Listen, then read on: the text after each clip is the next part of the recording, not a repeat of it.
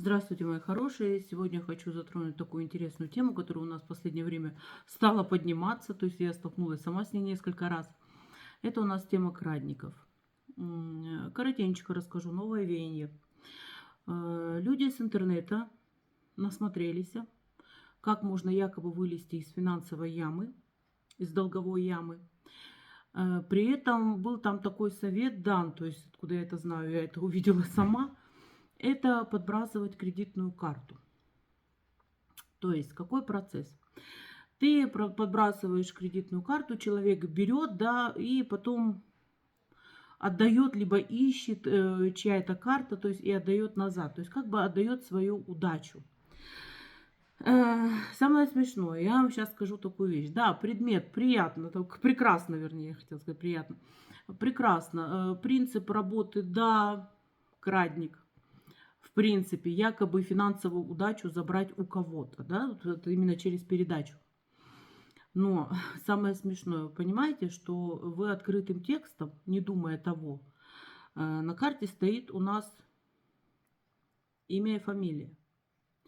И вы открытым текстом даете человеку возможность точно так же нафиячить что-то на вас. Неужели вы, когда это делаете, даже по логике не можете включить голову, что это вот настолько смешно? Потому что любая работа, она вообще скрытная. Будь то крадник, будь то еще что-то, обрядовая работа. Когда вам такие советы даются, вы даже не хотите думать головой, понимаете? Ну, есть у меня вот недавно обратилась женщина, то есть и как раз, ну, и именно с такой. То есть сначала я увидела это в интернете, советы великих у нас Магуев, а затем ко мне обратилась женщина именно с такой ситуацией, что она нашла у себя там под балконом как раз кредитную карту человека. То есть позвонила в банк, карта не была закрыта, то есть думали сначала потеря. И она, то есть, стала говорить, вы знаете, говорит, то есть меня что-то вот как-то насторожила эта ситуация. И я начала просматривать, на самом деле, вот принцип крадника сработал. То есть попытка была. Ну, естественно, у нас даже имя и фамилия. Была карта возвращена, то есть тут никаких не было таких заморочек. Но имя и фамилия были даны открытым текстом. То есть работа была проведена, естественно, по обратке, то есть по очищению была проведена очень простая и очень легкая. Так вот, мои хорошие, вот как раз я и хотела вам сказать, пожалуйста, поменьше, пожалуйста, копайтесь в интернете, поменьше слушайте этих всяких обрядовых там, да, то есть которые вот советуют какие-то сделать вещи и будет вам счастье. То есть, пожалуйста, делайте, не делайте этого. То есть вообще, если такое видите, вообще отказывайтесь от человека, то есть уходите, как говорится. А, Тут еще знаете, какой интересный момент? Возможно, не все это знают. То есть, если, например, мастер дает какие-то свои наработки в открытом тексте, вот так, да, если они рабочие, ам, если рабочие, то есть он делает проработку этих своих обрядов. То есть и какая-то часть там удачи или что-то еще идет ему. То есть вот это, может быть, никто не озвучивает, но чтобы вы это знали. То есть это идет наработка именно обрядовой работы, если это новые обряды какие-то, заговоры, все что угодно. Следующее.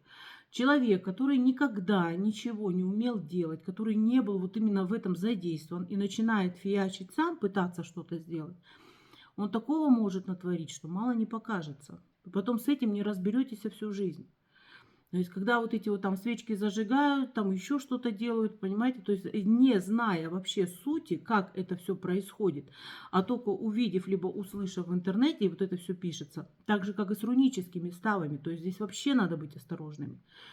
Либо бегание на перекресток, когда я тоже это слышала уже не раз. Так вот, мои дорогие, пожалуйста, включайте свой мозг. Когда вы потом приходите, непонятно откуда, в панике, вот у меня ничего не получилось, у меня такие страшные вещи там происходят, у меня разрушение и все остальное. Хотела на любовь, мужик вообще ушел, понимаете? Это как раз ваша вина, не кого-то, а именно ваша вина, что вы повелись на все то, что на ту информацию, которая вам выдается, опять же, повторюсь, в интернете. Поэтому включайте немного мозг, думайте немного. Потому что любой обряд, любая работа, она не просто так. Это не так, что ты там наговорил, какой-то там оговор сделал, оплату сделал, как говорится, да, откуп, и все у тебя пошло. Нет, это не так абсолютно. То есть здесь идет целенаправленность энергии, силы, правильная постановка. Здесь это очень грандиозная всегда работа. То есть, а вы хотите просто так что-то, вот, чтобы на голову упало. Такого не бывает. Вот так, мои дорогие. Так что немного включаем мозг, как я это всегда говорю. Не кидаемся из стороны в сторону. Не пытаемся у кого-то что-то украсть, а пытаемся вылезти сами.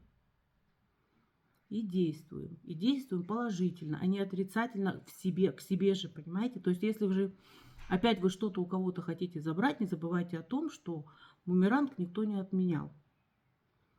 То есть, и бумеранг может прилететь довольно серьезно. Вы не знаете, с кем вы сталкиваетесь, когда вы на кого-то что-то делаете.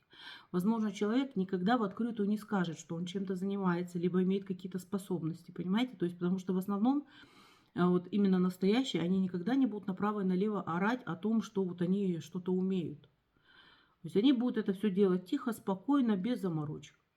Вот. Поменьше слушаем интернет, поменьше слушаем все вот эти вот социальные сети. И стараемся все-таки решать свою жизнь и разобраться в своей жизни сами. На этом все. Это все, что я хотела вам рассказать. То есть я коротенечко так немножко просто предупредить, что сейчас уже и до такого дошло.